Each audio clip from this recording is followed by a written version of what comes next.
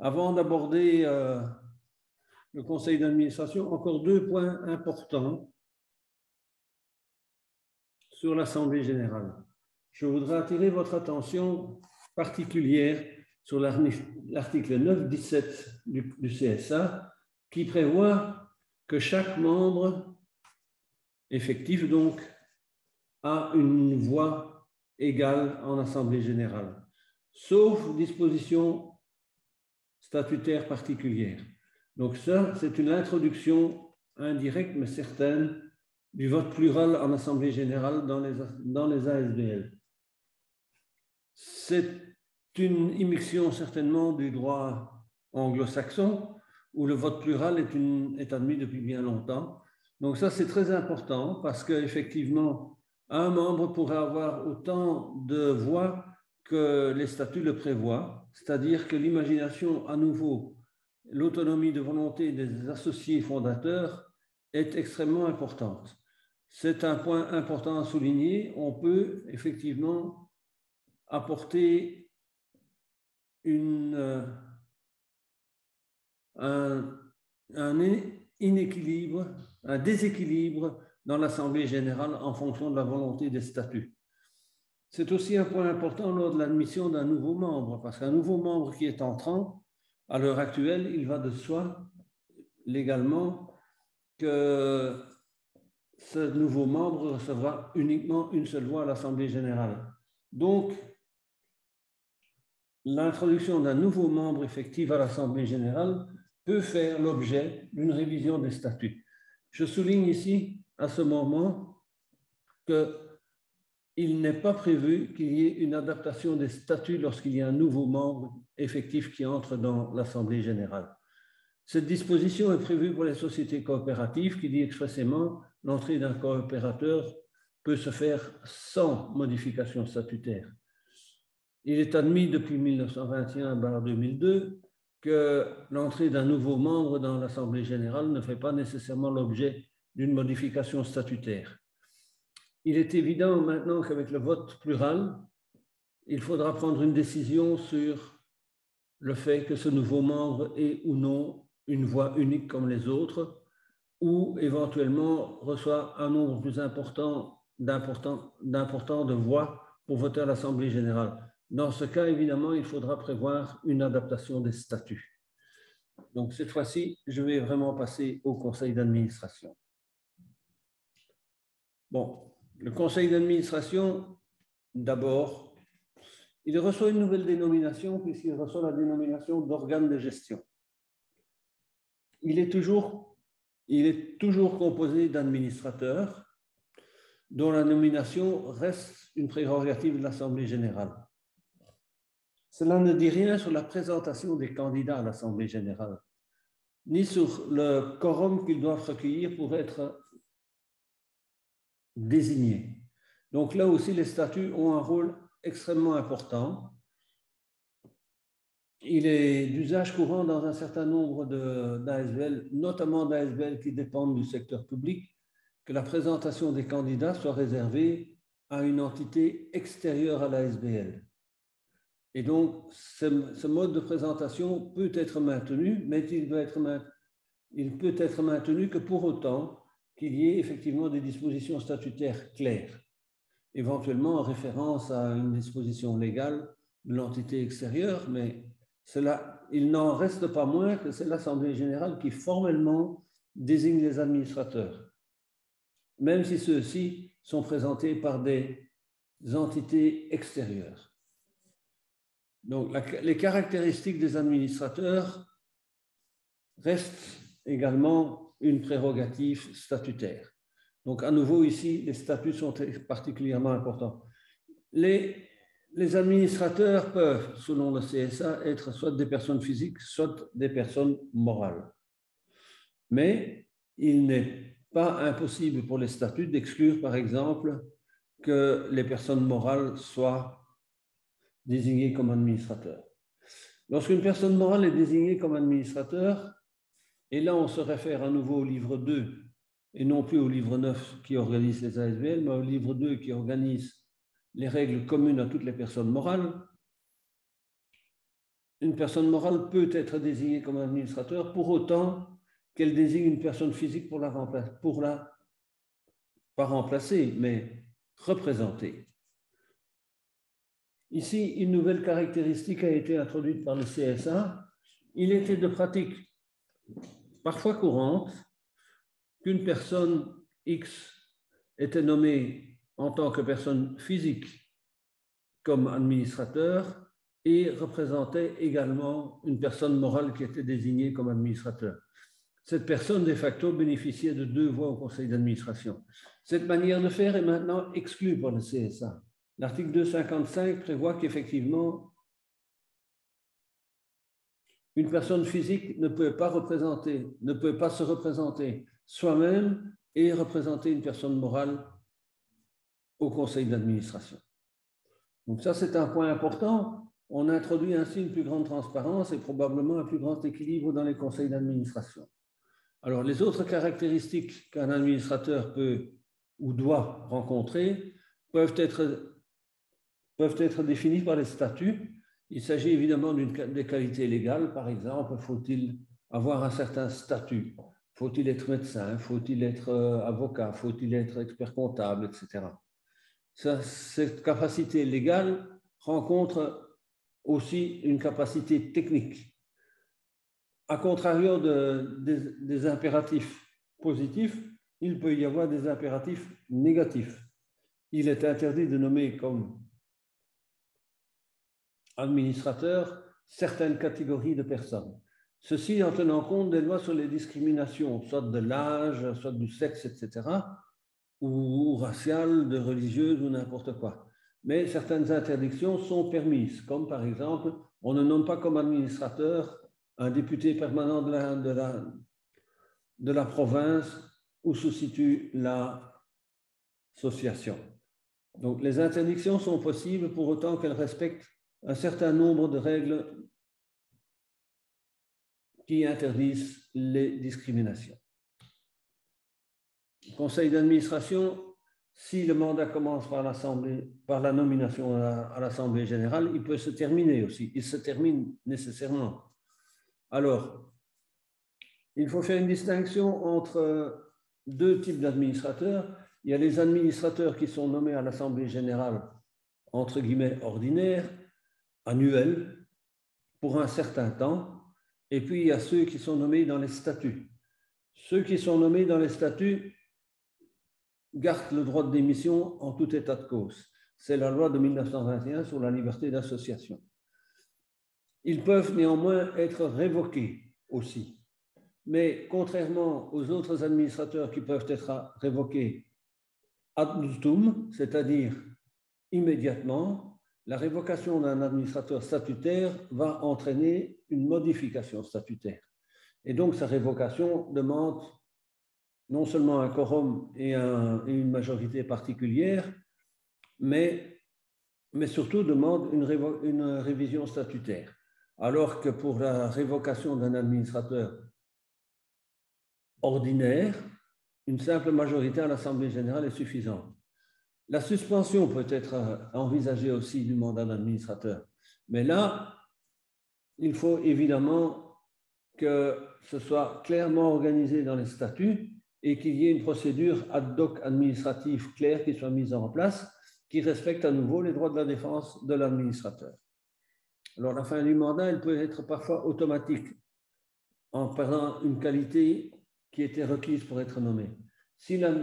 Pour à nouveau reprendre un exemple type, si les statuts prévoient que pour être administrateur, il faut par exemple être député régional, celui qui perd son mandat de député régional perd ipso facto son mandat d'administrateur au sein de l'association.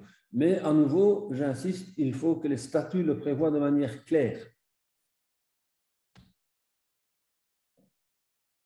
Alors, le fonctionnement du conseil d'administration. Ici non plus, il n'y a pas de grande révolution, sinon des adaptations à la jurisprudence et aux usages. Bon, un conseil d'administration, d'abord, c'est un organe. Ça veut dire quoi? C'est un collège qui délibère ensemble. Il n'y a pas d'individualité au sein d'un conseil d'administration.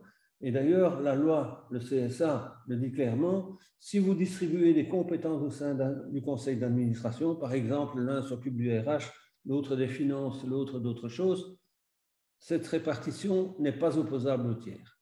Donc, on fonctionne comme un organe. Et bien plus, le CSA crée une nouvelle responsabilité solidaire, en ce sens que le CSA indique clairement que si un administrateur commet une faute, c'est l'ensemble du conseil d'administration qui, individuellement et solidairement tenu de la faute. Donc,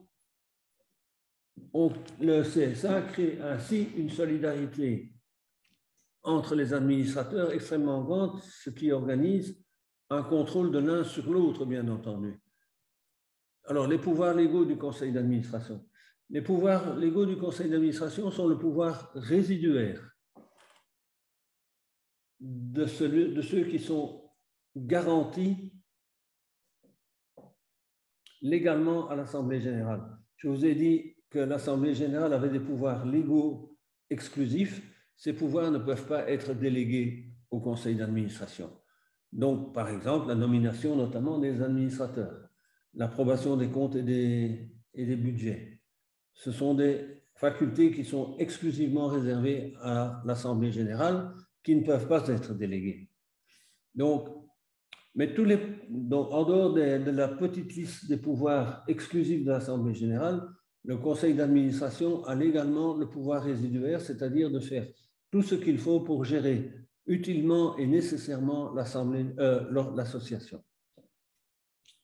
Alors, à cette occasion, et on peut faire la distinction claire, le conseil d'administration a le pouvoir de gestion et de représentation. Ce sont deux pouvoirs qui sont différents et qui sont bien scindés dans le CSA. Le pouvoir de gestion, c'est de prendre les décisions de gestion, c'est-à-dire de prendre la décision d'investir, pas investir, etc. Tandis que le pouvoir de représentation, il est également dévolu au conseil d'administration, c'est-à-dire c'est la possibilité effectivement de représenter l'Assemblée auprès des tiers. L'exemple type, c'est la gestion décide d'acheter un immeuble, la représentation consiste à aller signer l'achat chez le notaire. L'organisation des délibérations doit être prévue par les statuts. Ce que dit le CSA, c'est qu'à défaut d'organisation claire dans les statuts, ce sont les principes généraux d'une assemblée délibérante qui s'appliquent. Et donc, deux choses. La première, c'est si ce sont les principes d'une assemblée délibérante, c'est qu'il y a une obligation de délibérer pour prendre une décision de gestion. Donc, il faut, en tout état de cause, qu'il y ait délibération et débat au conseil d'administration pour prendre une décision. Ça ne veut pas dire qu'il faut délibérer pendant 2 heures. Ça peut être une délibération courte, mais il faut donner l'opportunité à chaque administrateur de s'exprimer. Ensuite, les délibérations peuvent se faire soit par consensus, c'est-à-dire on dit que tout le monde est d'accord, soit par vote.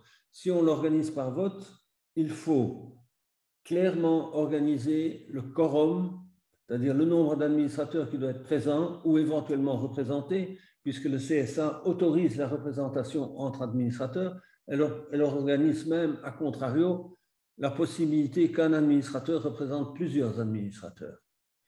Mais il faut organiser le quorum et la majorité au sein de ce quorum pour prendre une décision. Donc, délibération et vote. Les convocations doivent être aussi qui a le pouvoir de convoquer un conseil d'administration.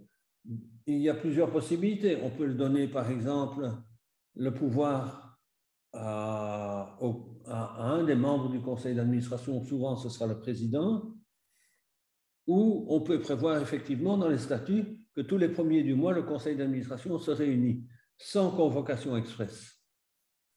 Et effectivement, on revient alors à ce que j'ai déjà abordé là au-dessus, c'est au quorum et au vote. Convocation expresse ou convocation statutaire, avec un quorum pour pouvoir délibérer et prendre des décisions de gestion, et une fois que l'on a le quorum, délibérer sur le nombre de votes, le vote plural et le veto. Peut-on donner un vote plural à un administrateur ou lui donner un veto sur un certain nombre de décisions? Le CSA ne dit pas clairement que c'est impossible, donc on est ici dans un flou. Si le vote plural est possible expressément par le CSA au niveau de l'Assemblée générale, il me semble effectivement possible aussi qu'un administrateur puisse recevoir un certain nombre de votes complémentaires à ceux de ses autres administrateurs ou lui donner un pouvoir de veto. Mais à nouveau, cela doit être clairement défini dans les statuts. Vient alors la question du conflit d'intérêts. Les conflits d'intérêts dans la loi de 1921-2002 n'étaient pas réglés pour les ASBL. C'était réglé dans le Code des sociétés, mais ce n'était pas réglé dans les ASBL. À présent, le texte est clair.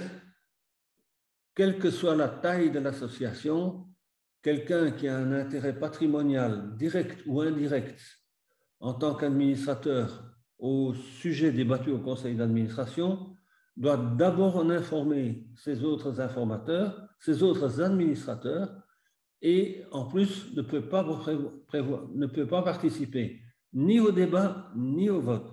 Et le texte de la loi est clair, c'est effectivement ne participer ni aux délibérations ni au vote. On aurait pu effectivement, comme dans la pratique, parfois poser la question sujet à caution. Tu peux participer à la délibération, mais tu ne peux pas participer au vote. Ici, le texte de la loi devient clair. Dans toutes les associations, s'il y a conflit d'intérêts, vous ne participez pas comme administrateur ni à la délibération, ni au vote.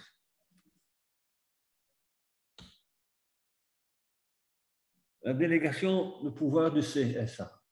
Alors, le principe général de délégation, nous revenons alors, c'est ce que j'ai souligné dans mon propos antérieur, c'est qu'il faut voir le CSA effectivement de manière transversale. Le principe général de délégation, c'est le principe d'attribution d'un mandat. Le mandat est organisé dans le Code civil.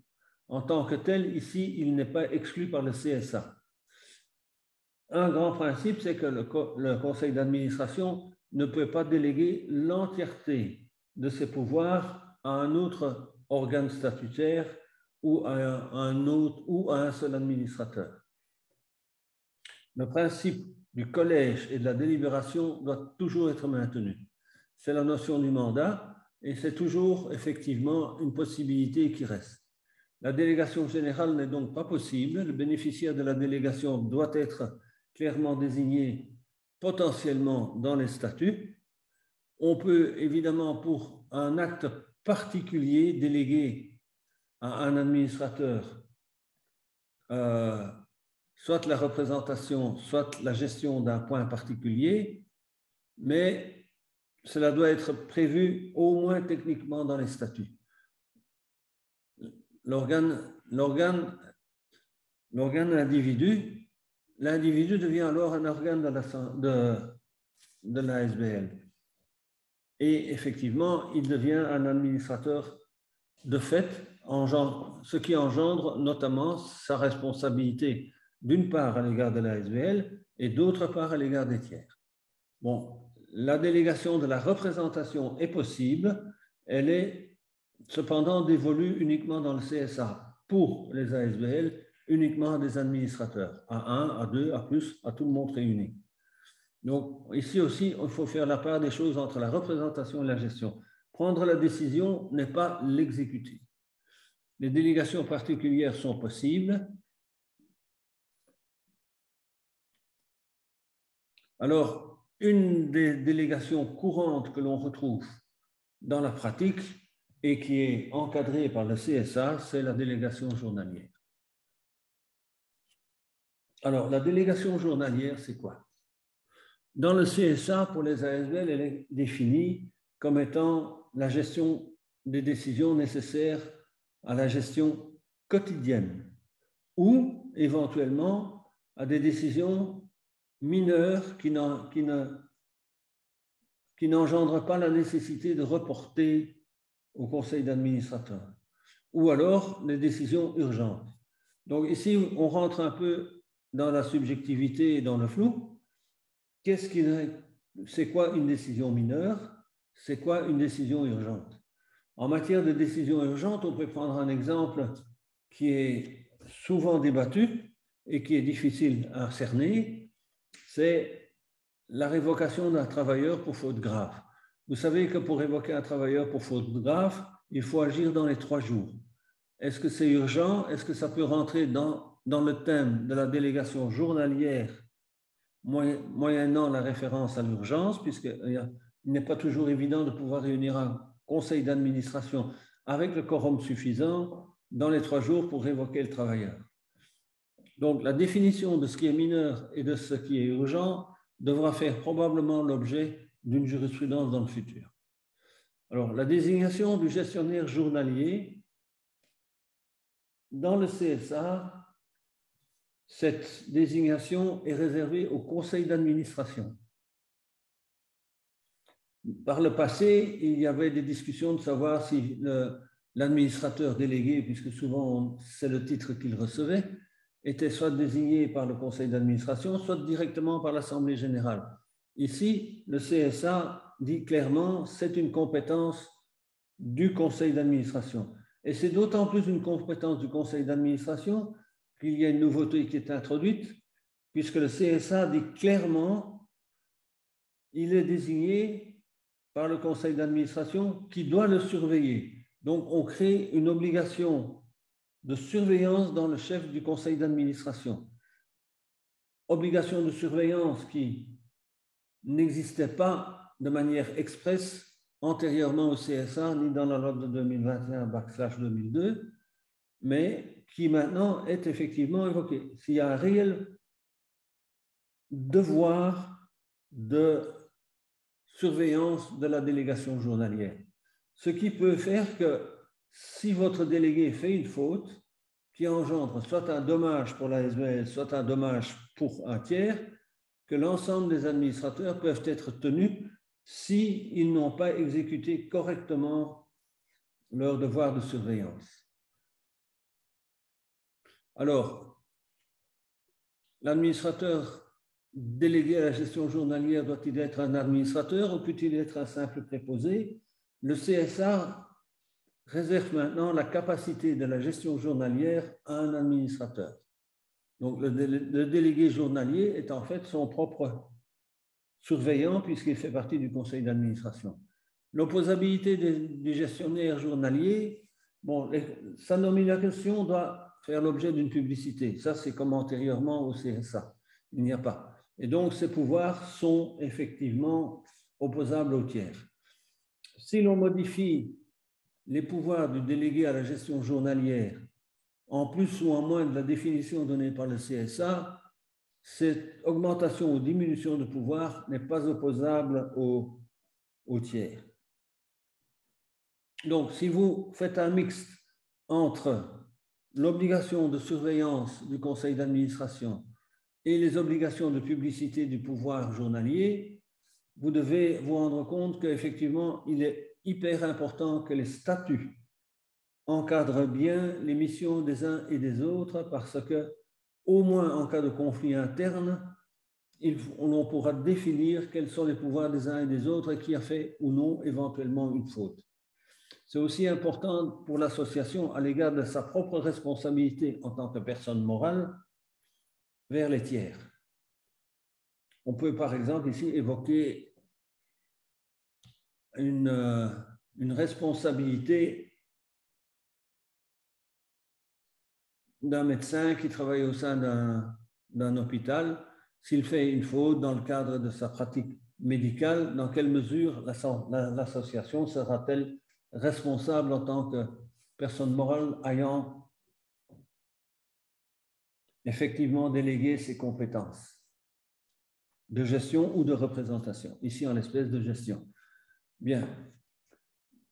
Nous rentrons alors dans une troisième partie du débat qui est la responsabilité de l'ASBL en tant que personne morale. Deux distinctions.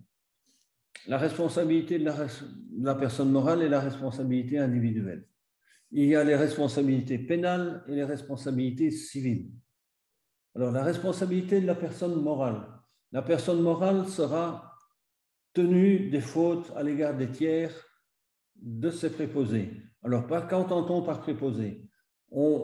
La Cour de cassation étend la notion de préposé à deux types de relations contractuelles. D'une part, celle d'un mandataire, on parle ici alors d'un administrateur, et d'autre part, à l'égard d'un travailleur dans un contrat de travail.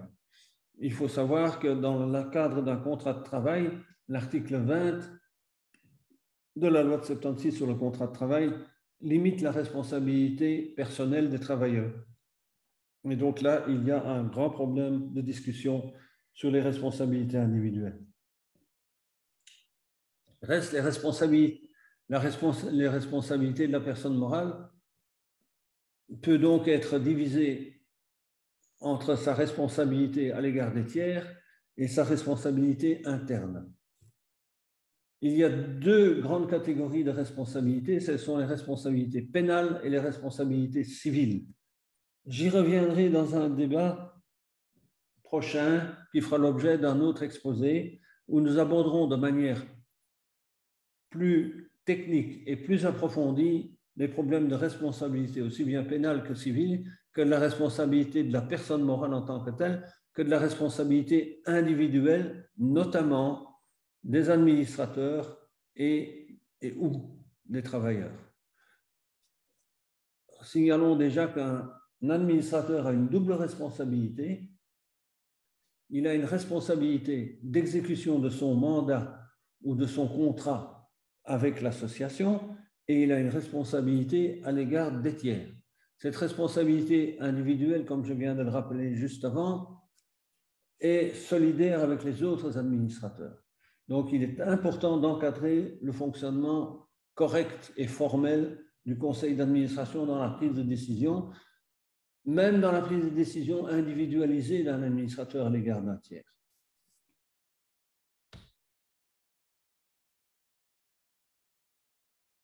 Donc, je reviens ici dans ce slide à la différence entre la responsabilité de la personne morale engendrée par un organe, c'est-à-dire par le conseil d'administration ou par un administrateur ou par le délégué à la gestion journalière ou par un préposé. Et là, nous rentrons alors dans le cadre d'un contrat de travail, éventuellement, mais ça peut aussi être un préposé indépendant.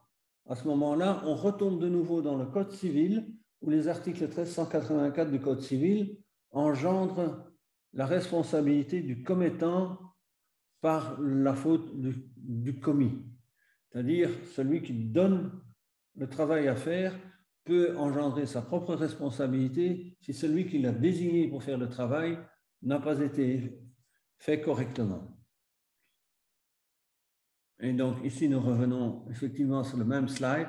Responsabilité civile, les travailleurs, les administrateurs, la répercussion des conséquences sur l'association, les responsabilités pénales, les éléments constitutifs d'une infraction, les infractions matérielles, la répercussion.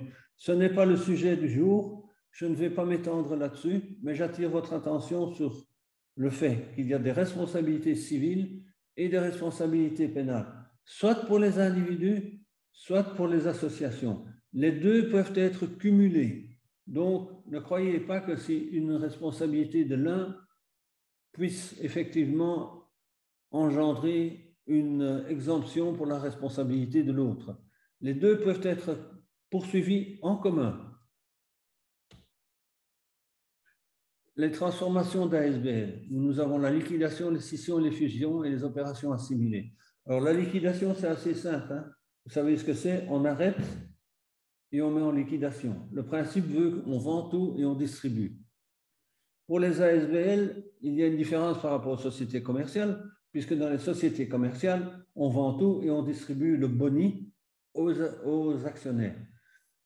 Le principe même de l'ASBL qui prévoit que l'on ne peut pas attribuer directement ou indirectement un avantage à ses membres fait que l'on ne distribue pas le boni de liquidation à ses membres.